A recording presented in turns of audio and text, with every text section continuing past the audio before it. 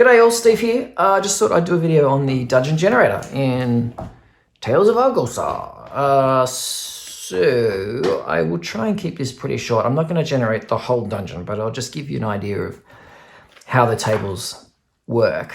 It is in the solo, I've put it in the solo rules section, but obviously you can use it with a group. It just means that the guys would have to wait while you roll up different, generate different aspects of the dungeon.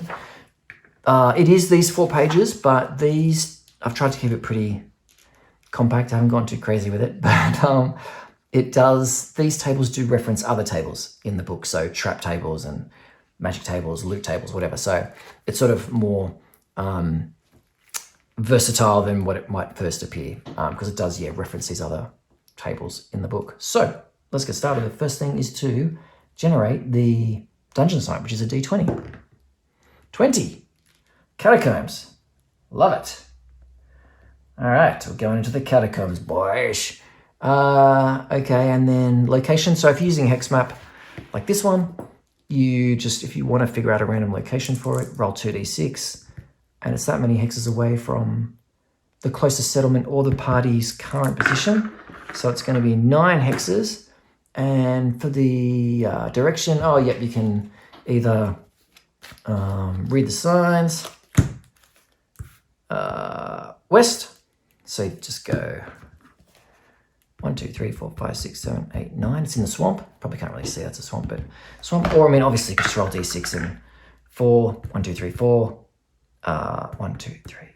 Well, it'll be in this desert here somewhere. It might have actually gone right off the page, right off the map in no man's land. But yeah. Anyways, let's say it's in the swamp, so they're going to have to travel through the plains, through the forest, through the swamp, and you do that in the usual way using the hex crawl rules in a different section of the book.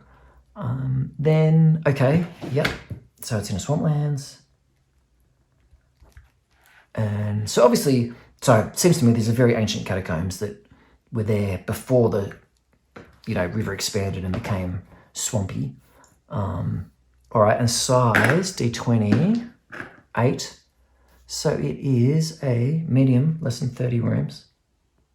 So the main reason for the size actually is to prevent the infinite sort of dungeon problem where you never reach your goal because you just don't end up rolling it and it goes on and on.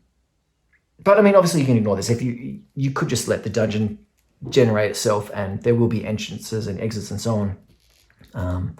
But if you do want a finite structure, well then that will give that to you. And the idea is that if you don't reach your objective, by the time you reach room 30, it's in there. So you get a ending to your, a clear ending to your adventure.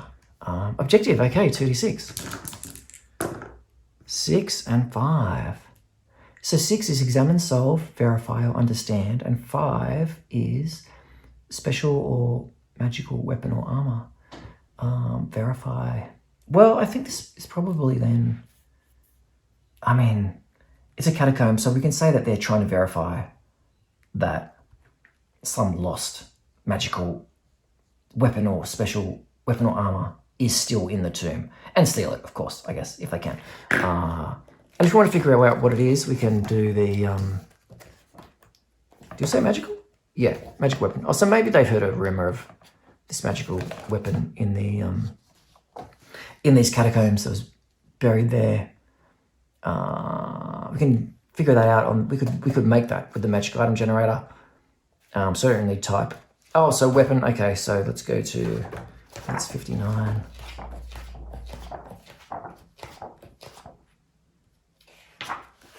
Yep, D20, 16, it's a staff. Oh, nice. Number of powers, 2d6. 8. 1 discrete power, okay. D100, yes. 65. Oh, water spirit. Invoke one deep, okay. Staff of the waves, something like that. Okay. And allows you to invoke one with the deep, which actually is basically a water breathing type spell. Okay, so anyway, they've heard of this relic that's buried in the catacombs with one of the priests, something like that.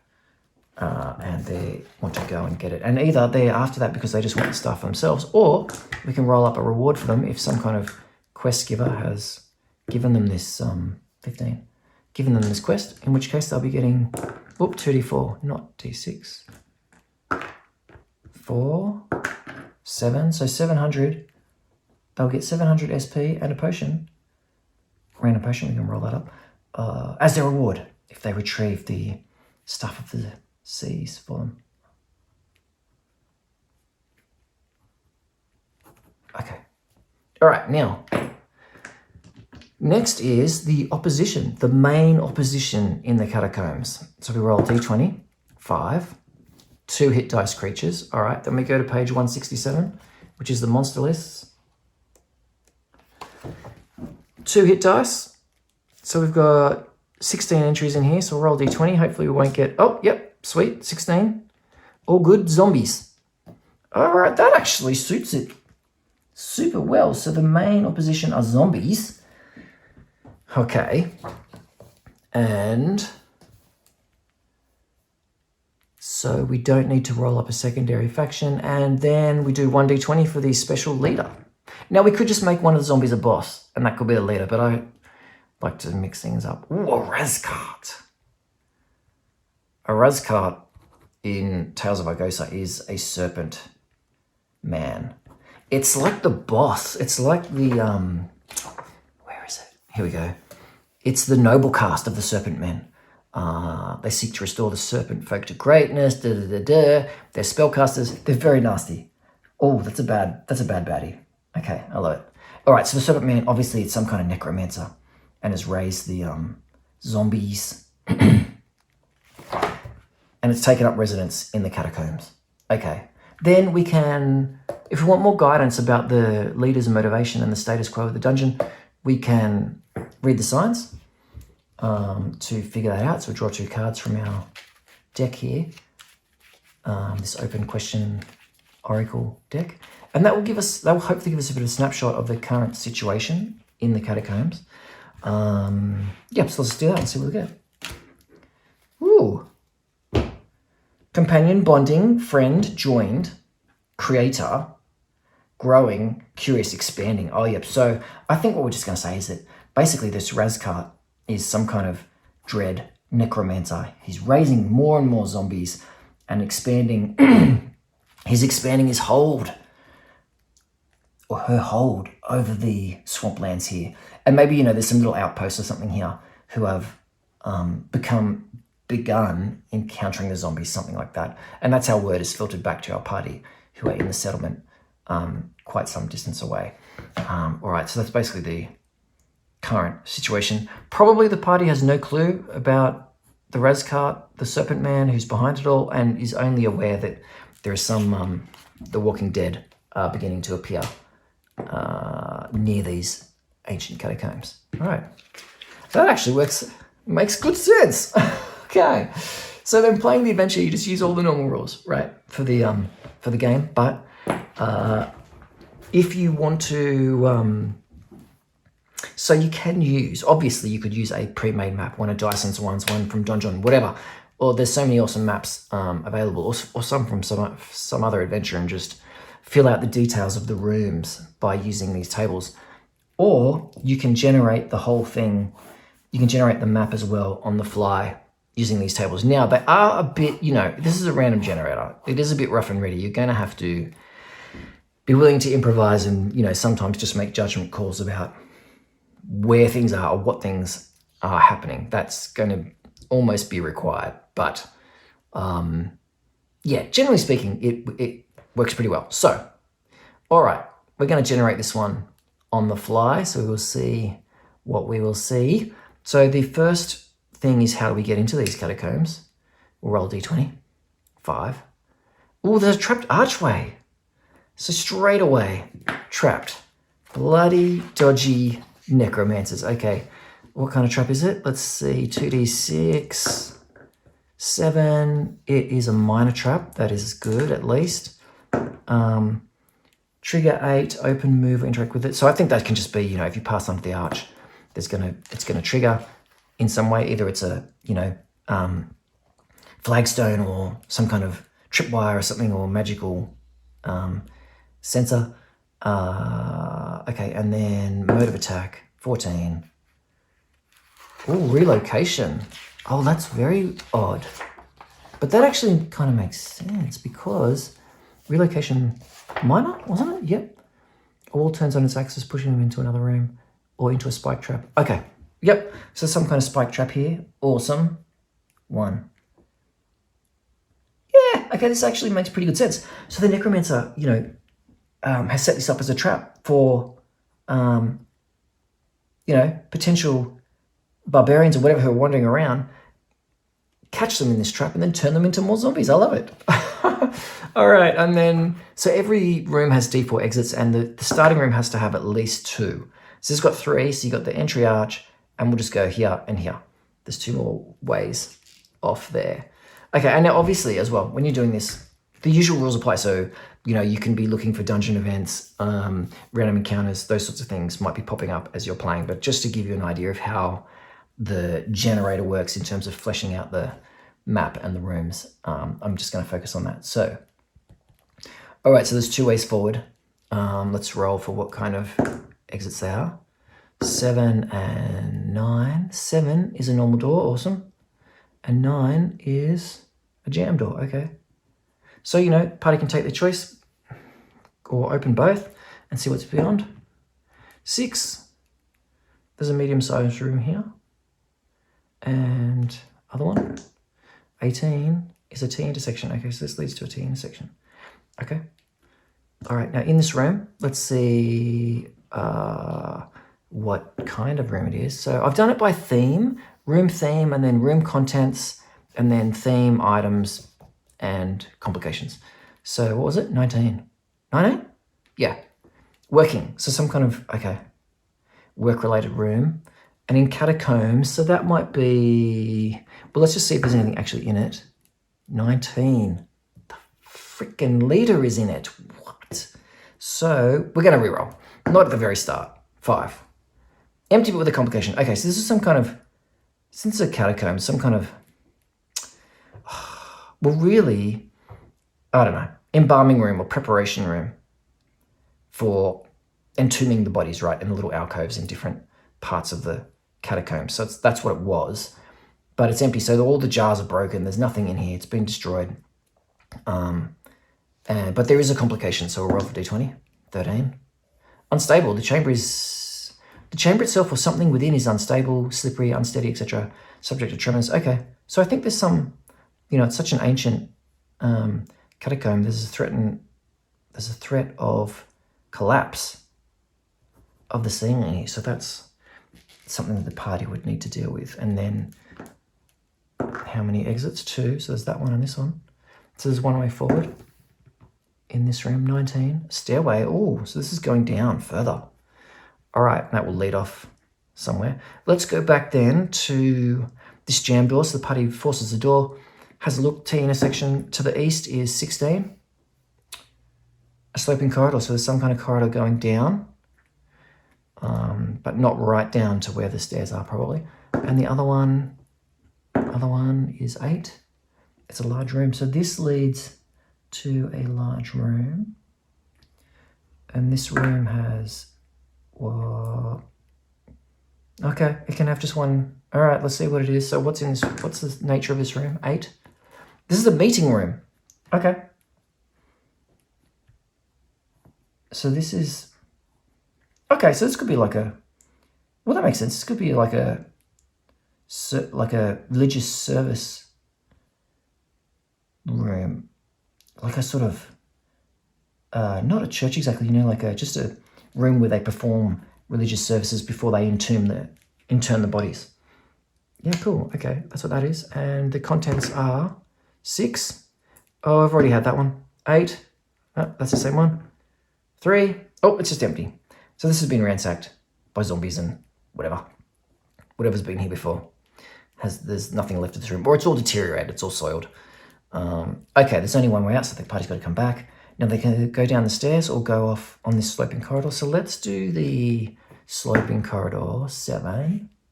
Medium room here. How many exits? Oh, 1. Oh, we might have to come back and reroll. We'll see. For the moment, let's see what's in here. 18.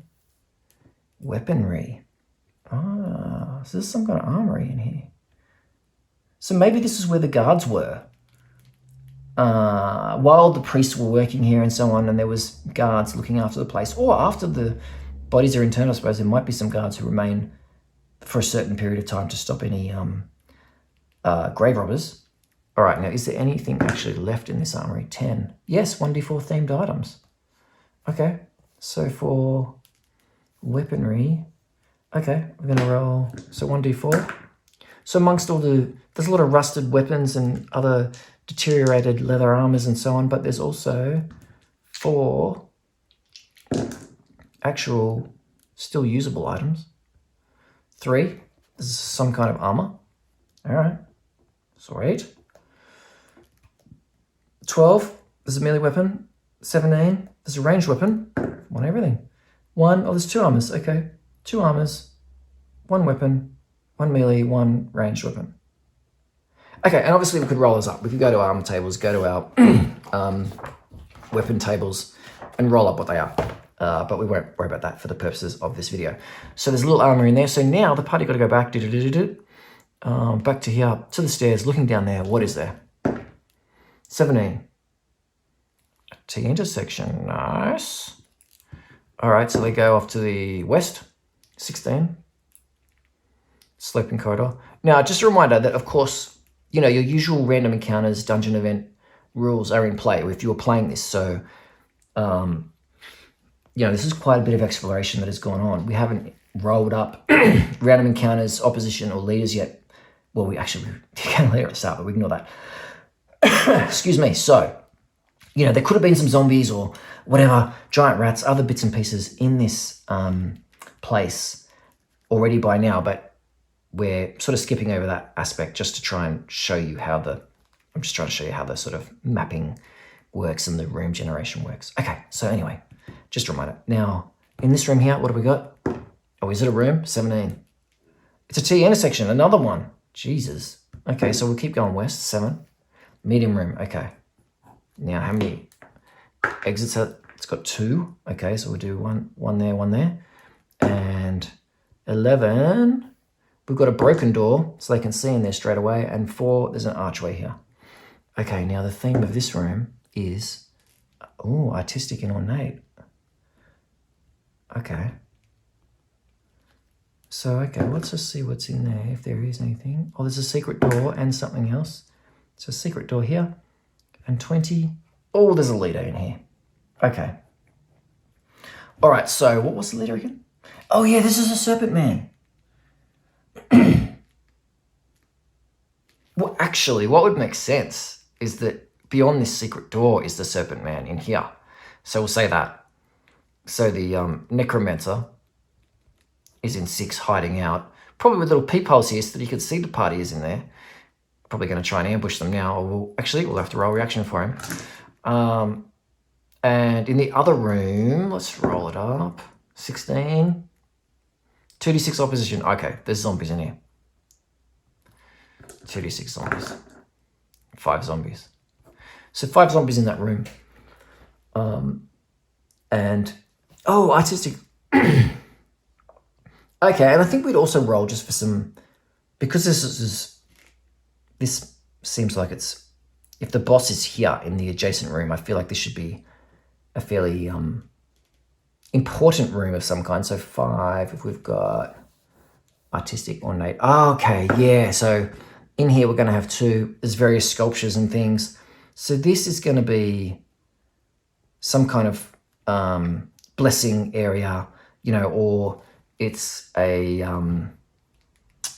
like a shrine within the tomb, which the zombies have defiled, of course. But there's various sculptures which might be worth, something or other. Maybe you roll on the valuables table or the carry loot table to figure out what they're worth. And then you've got the necromancer in here. Now, what are we looking for? Oh, that's right, we're looking for the staff of the seas. So that staff, if you encounter the leader, you consult the bones to see whether he's got the thing that you're after, the objective. All right. So for this particular one, I mean, if I was going on with it, I'd probably say, yeah, I'd call it 50-50. I mean, they have done a fair bit of exploration. There would have been, there's that combat, there was a trap, there's probably another 1 or 2 random encounters in here somewhere before they got to this point. So depending on what was going on, you know, you might say likely, unlikely, or just even chance. We'll go with even. Yes, he does. He's got it. All right. So the Staff of the Seas is in this room with the Razcut. But there is a negative here, a misfortune. So I think that's going to be that the Serpent Man has detected the party, and when they engage with the zombies, then he's going to bust out of this secret door and try and ambush the PCs. Yeah, and that's okay. Well, I don't know. Hopefully that gives you a bit of an idea. Well, actually, I mean, and so, for example, in that room, then, okay, let's say, what is it, 18. No, we've had weaponry. 1. Oh, Nate, we've had that as well, Nate. 7. Meeting. Well, that doesn't really make sense. It's in the secret room. No, this is like some kind of, you know, special study or area where the priests could sequester themselves. Or, you know, they would appear through the secret door, you know, in a bit of a, to demonstrate their, to present themselves in a surprising fashion to the people who'd come here to pray at the shrine before the bodies of their loved ones are interned in the catacombs. Okay, so some kind of study, and then you go to the study training. What have we got in here? 6. Schematics, 10. Oh, training dummies. No, well, it's study, actually. So there's various books. Yeah, this is going to be some kind of library with books, schematics, and rituals relevant to the church, which might be something that is important to the PCs, you know, depending on who it is that has sent them to the temple to retrieve the staff. There might also be some very useful ancient religious writings in here, which I can also take back for some extra silvers, something like that. Yeah. Yeah, so that's basically how it goes. And you keep rolling and keep moving along, and eventually the party will probably hit the leader, who may or may not have what they want, or they can keep looking throughout the dungeon for whatever it is that they're seeking. And so for this one, for a magic item like the staff, I would say that, so if you're seeking a particular thing and an appropriate room is found, then you can consult the bones to see if it's there. So if we'd got the theme of the room was valuable, so it was like a vault, or, you know, the bedroom of one of the high priests or something, who was working which is really what happened here, I guess, in a way, working in the catacombs. You know, the staff could be there, and you just consult the bones to see whether it's there or not. And that's how it sort of unfolds. Yeah, so hopefully that all makes some sense. Probably doesn't, but I think you get the gist of it. Yeah, and that will probably do for the moment. What else do I need to say? Not much, except that the PDF for Tales of Argosa should be coming onto drive-through on the 1st of September. So the backers obviously already have it, but in terms of general release on drive-through, should be up there on the 1st of September. Okay, all right. Thanks for watching.